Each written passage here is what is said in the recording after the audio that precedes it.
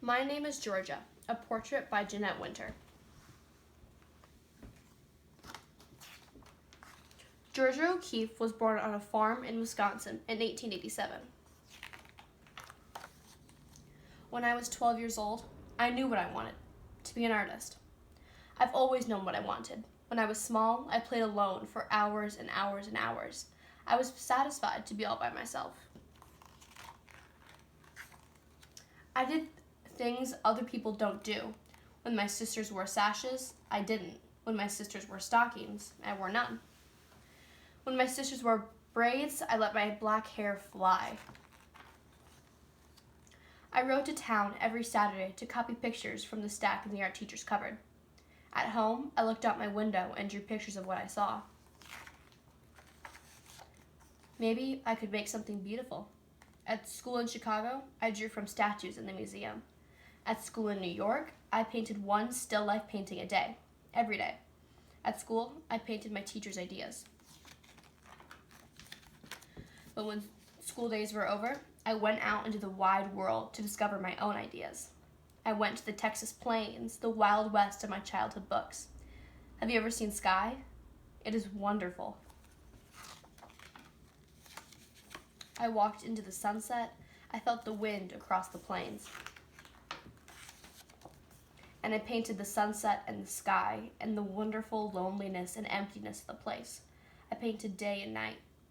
I worked till my head felt all light in the top. I have things in my head that are not like what anyone has taught me, shapes and ideas. But I bundled up my paintings and went to New York City to be where other artists lived. I walked down in the canyons of steel. I lived high up in the clouds and painted what I saw from my window. But sometimes what I saw from my window was the far away, calling me. I painted a garden in the city. I wanted everyone to see flowers the way I saw them. I looked closely at the flowers. I painted a camellia. I painted it big so people would notice. I painted a jack in the pulpit. I painted it big so people would see. I painted poppies and petunias and sunflowers and gypsum weeds and irises and apple bottoms. My garden bloomed until everyone saw the flowers the way I saw them. But still, I looked to the sky. The distance had always been calling me. I went to the New Mexico desert, so far away that no one ever comes. I was satisfied to be all by myself.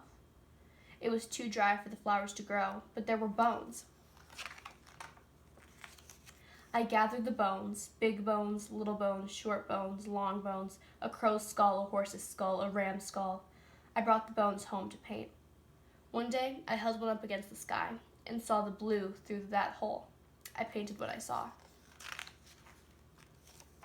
I saw the sky and the red hills. I walked in the hills at daybreak and twilight, at noon and in starlight. I painted the arms of two red hills reaching out to the sky and holding it. I painted the Pendiril Mountain in the far away. I painted it over and over and over again, and then again and again. God told me if I painted that mountain enough, He'd give it to me. I drove my Model A across the desert and back and up and down over the hills. I painted in my studio on wheels until the afternoon bees chased me home. Even in winter, I went far out into the far away and painted in the bitter cold. I painted when the wind was so strong it nearly blew me away.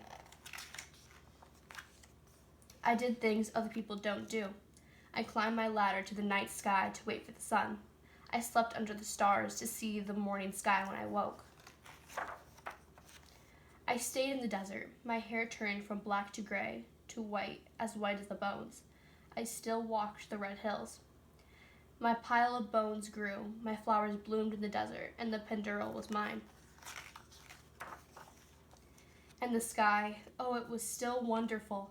I painted the sky one more time.